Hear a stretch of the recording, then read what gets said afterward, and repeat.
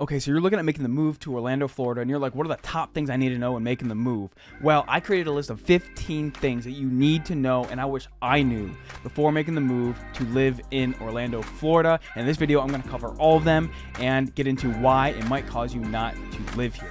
Let's get into it.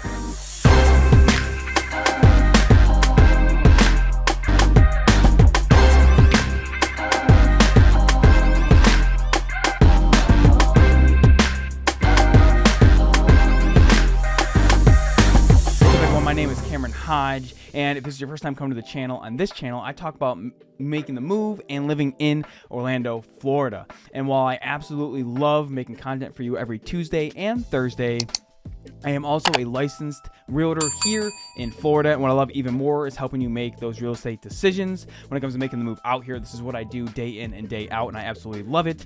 So this number popping up below is how you can get a hold of me.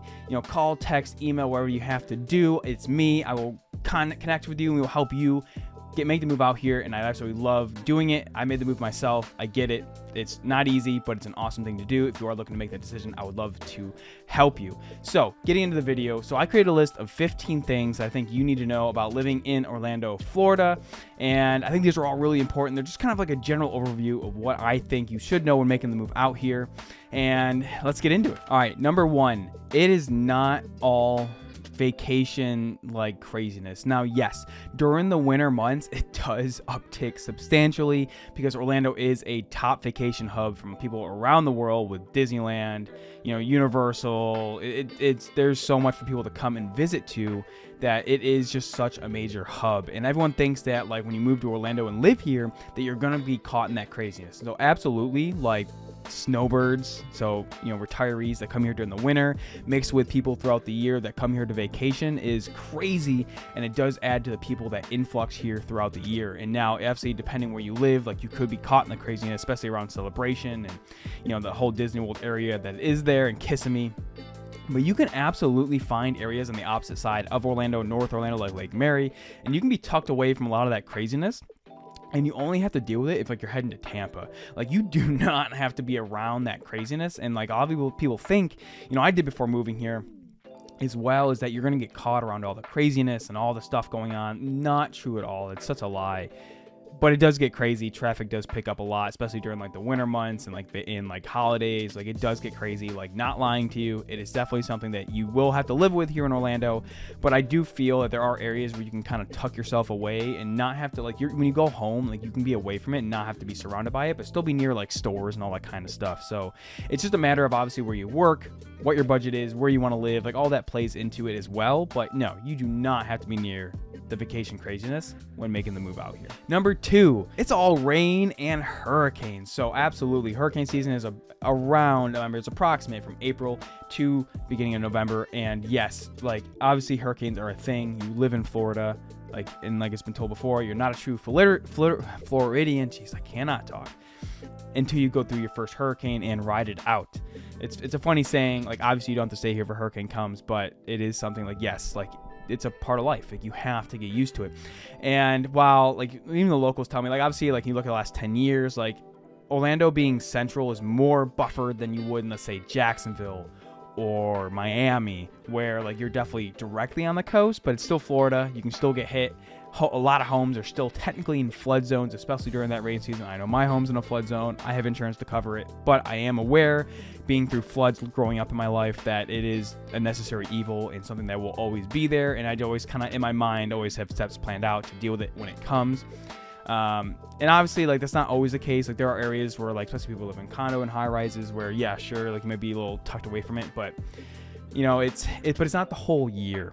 Right? Like, a lot of people, when they, believe it or not, like they're not from the East Coast, but they're coming from the West Coast or maybe Central in the United States, they never really come to Florida during the winter. And I think it's awesome. Like, it really is a tropical paradise during the winter. Like, it still rains, but it's not gonna be like hurricane season. Humidity might be a little bit less. It's not like the the dead of summer where it's like brutal, but it really becomes like an awesome place to go to the beach and enjoy stuff. But you also start to realize why people come here during the winter, and it does get but it does get crazy during the winter in Florida, just because this is where everyone wants to go because it's snowing up north, and they're like, forget this, I need to see some sun in my life. life. Now, obviously, if you're watching this and you're looking at making the move to Orlando, like you're already deciding to make the move here where people vacation. So keep that in mind. Like, putting up with some like a terrible hurricane season in summer where it's brutal and hot. Personally, like I can still live with it. I'm still okay with it. Like you get used to it as time goes on. Like it's just part of life. Like sure, it does. It gets on you some days. Some days you're like, oh my God, why is it so humid? But overall, like you're living somewhere where people vacation, and I think it's just putting the right perspective when it comes to making that move and living in Orlando. All right, number 3. So everyone always looks at Florida, and like depending where you're coming from, this might still be true, but like homes and rent have appreciated. Well, rent really doesn't appreciate, it increases. But homes have gone up and rent have shot up in the last 2 years. Like I know many markets have across the United States. Florida is not immune to that. And a lot of people argue that it is no longer an affordable state to live in. And I think it's all perspective. I mean, I've had reach outs from people who, are in Section 8. And I've had reach outs from people who are about to retire and have a solid pension to where they know they can move in and move into something. So I tell everyone, like, it's always good to reach out to a professional like me who kind of knows all the subsidies inside Orlando, because a lot of people look and they're like, oh, they look like a Dr. Phillips pricing. They're like, yeah, I absolutely cannot afford the average home in Dr. Phillips. Well, it's more than meets the eye. So what I love to give people perspective. So if you've ever lived in a major metro like New York City or any place in California, Phoenix, like homes over there, the average is more expensive. Now, it doesn't mean, obviously, I know wages are going to be, different here in Orlando. So a lot of people's situation, everyone's situation is different, but there are still opportunities. Like, as crazy as it sounds, like people are like, well, I know I want to move to Orlando, but I can't afford a home in Dr. Phillips or Kissimmee. It's like, well, you have like going to the north, towards like either the Villages or maybe heading towards Lakeland, which is getting a little bit more expensive for sure. But like there's still options where you can be, depending why you're moving to Orlando, like you could still be close, but still be in a nice city that's safe, but for cheaper than like say the center of the suburbs in Orlando.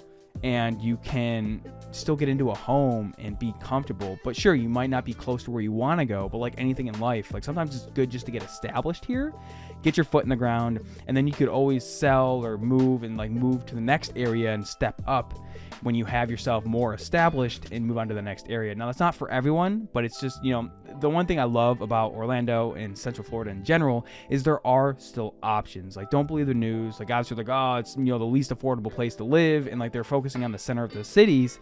But if you're willing to move out a little bit and go a little bit farther away, it becomes more and more realistic, and you can always move closer. Like, just because you move farther away from the city does not mean it's going to be, less safe. To be honest with you, depending on the area, like it actually might be more safe.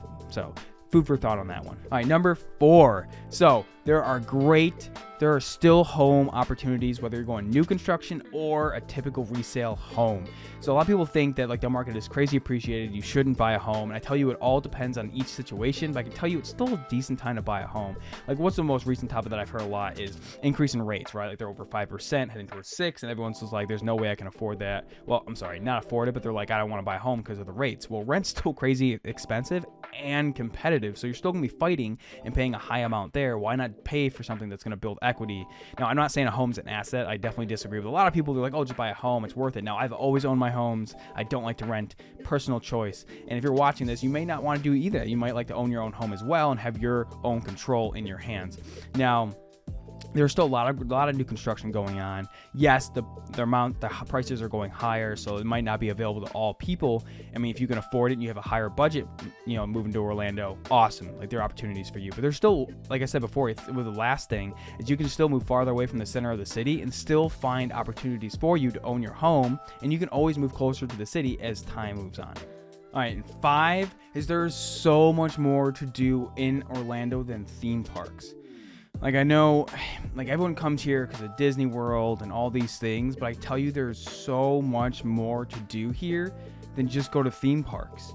Like you have like obviously Disney World and all the other theme parks, but you also have like so many like Dino World heading towards Lakeland.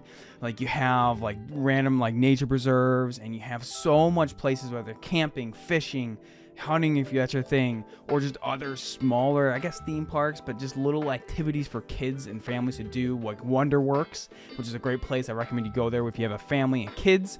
It's just so much to do here. And people you need to branch out and just experience as much as possible. Because I can tell you, even since we moved here, like there's so much going on. There's so much to do. And maybe it's if you grew up here, it's different. But moving here, like there are so many opportunities aside from having to spend a ton of freaking money to go to theme parks. Like you can do so much on lower to no budget, and it's awesome. That's one of the things I think Orlando is so great and I love about it. Is there's so much opportunity still, and like you can find things to do for the kids and the family that is just well within budget, or maybe even no budget if it's like a nature preserve, and just really get out there and just you're never gonna get bored, I promise you. Number 6, there's no beach. Like I think most people understand that obviously when they're looking to make the move to Orlando, but if you don't know, now you know. There is no beach. Orlando is literally the central part of Florida, so it's landlocked.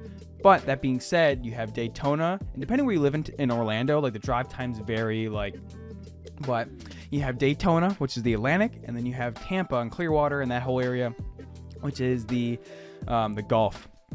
So if you're like me and you're like, the beach is nice, I don't need to live next to one, I like to go from time to time with the family, then Orlando's perfect. Because you're not near the beach and all that stuff, but like you're more sheltered obviously from storms and things like that, but you easily can drive to either of those destinations, whether you want to fish or just enjoy beach with the family. I remember when we first visited here, like we found a good deal in Clearwater, and we stayed in a condo suite for about $154 per night, which I know so a lot of people think that's a lot, but we were looking over the bay of Clearwater while being able to enjoy the beach with the kids and things like that. And like depending where you're coming from, like that's not bad to have a full suite room with like a living room and a bedroom. It's crazy, and it's just awesome that we are close enough to experience that, but then kind of go away from like the beach and all that stuff when we're not really in the mood for it. So it's awesome. So you're not on the beach, but you're, I think for me, relatively close to be able to travel to them if that's really what you want to do. And number 7, there's bugs. So you're in the South, you're in Florida, like there are bugs everywhere, and if you can't handle them, like maybe you shouldn't move here. But like there are bugs everywhere, especially like twice a year the love bugs come out, and they're just over everything because it's mating season. If you don't know what it is, look it up, but they get everywhere. It's crazy. It doesn't mean you're always gonna be covered in them, but like they definitely, when they come out, it's in heavy groups. Like they definitely come out pretty heavy. But there's bugs everywhere, like it's Florida. Like there's so everywhere you look, there's bugs, and it's not something you can avoid. Now my wife hates bugs, but she does just fine. So if you are terrified of bugs, like I promise you, just come out and experience the area, because you might realize like, oh, it's not as bad as I thought. It's whatever, like I can deal with it.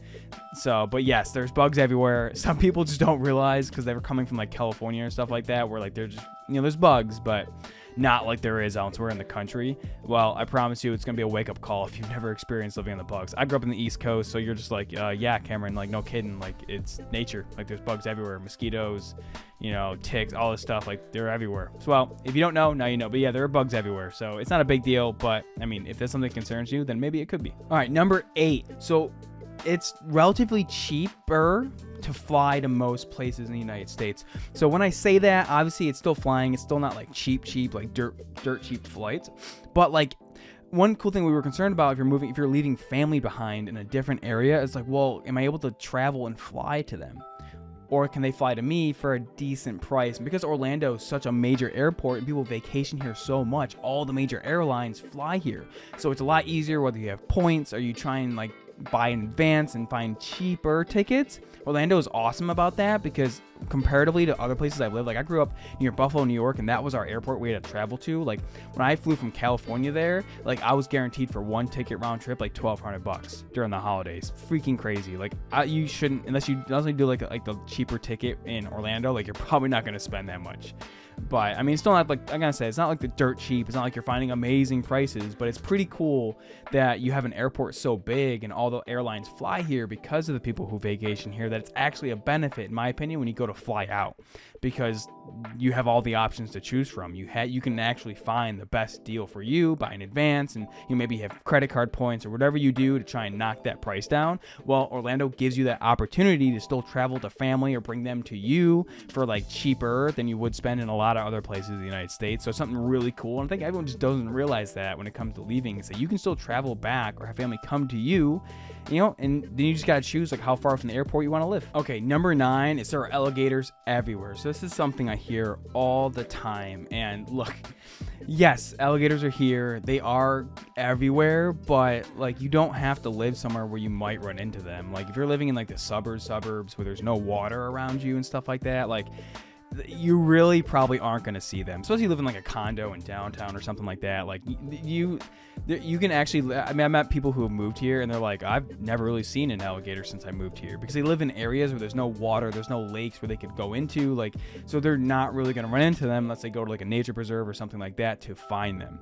So yes, they are here. Yes, they are everywhere, but like it's not as common as you think, and you can easily find areas that can avoid them. Like, so it's not that big of a deal, but yes, yeah, it's a part of Florida. Like you're going to see them eventually, most likely. So it's not something you can avoid. I mean, you can go to like the flea market and you have like where you can see baby alligators in a cage. I mean, our kids, they tape the mouth shut because their power isn't strong enough to open.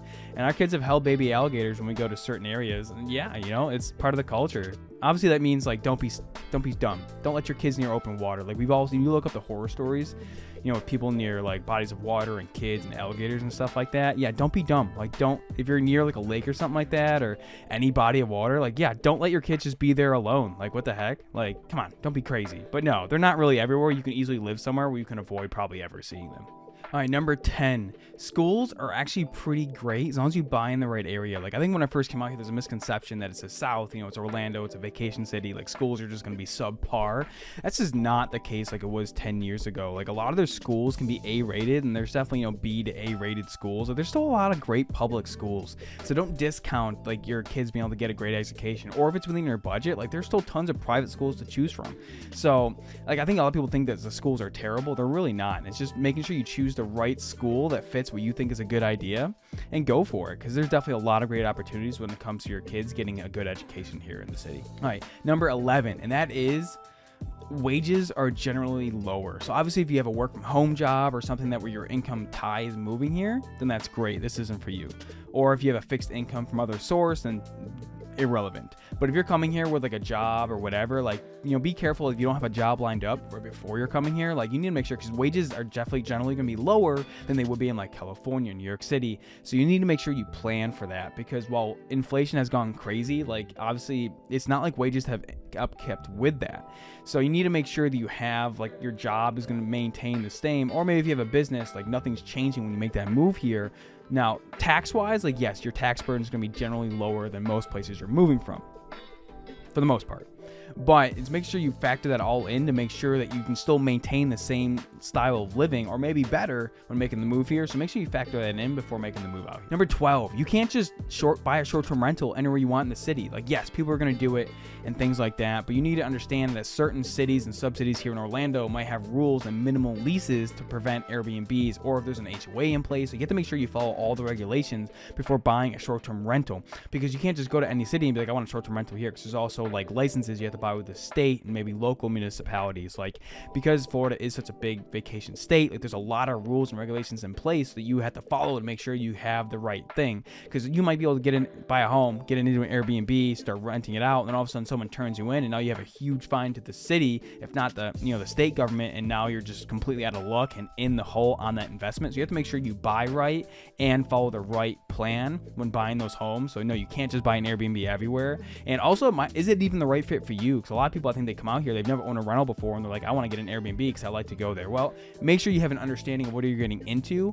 Plans are going to be in place, or you have a professional who's gone through it before. I've owned Airbnbs myself, and make sure you have a right plan in place to make sure you get the right home. You're not making the wrong decision or hurting yourself in the future when doing that decision coming out here. Number 13, you're in Central Florida. So what does that mean? The great thing is, while Orlando can be great in itself, like I said before, you can go to Daytona, Tampa, you can go to North Florida if you need like more getaway, you can drive down to Miami. Like you are in Central Florida. So if there's a different city you don't want to live in but has something that you really love to travel to and see, like you have the ability of being in the central part of Florida. Now it might be up to 6 to 8 hours depending where you're going in Florida, but like you have the ability to take a drive to go to all these places where you're not in one extreme or the other. You're in Central Florida, so you have the ability to drive to all these places and get the full ability of what Florida has to offer. But maybe you want to choose Orlando to house your main home, and then you take your family or yourself and your vacation in Miami, Sarasota. You can go to all these places and really get the full effects of Florida without having to be in those areas if you can't afford or don't choose to live there. Number 14,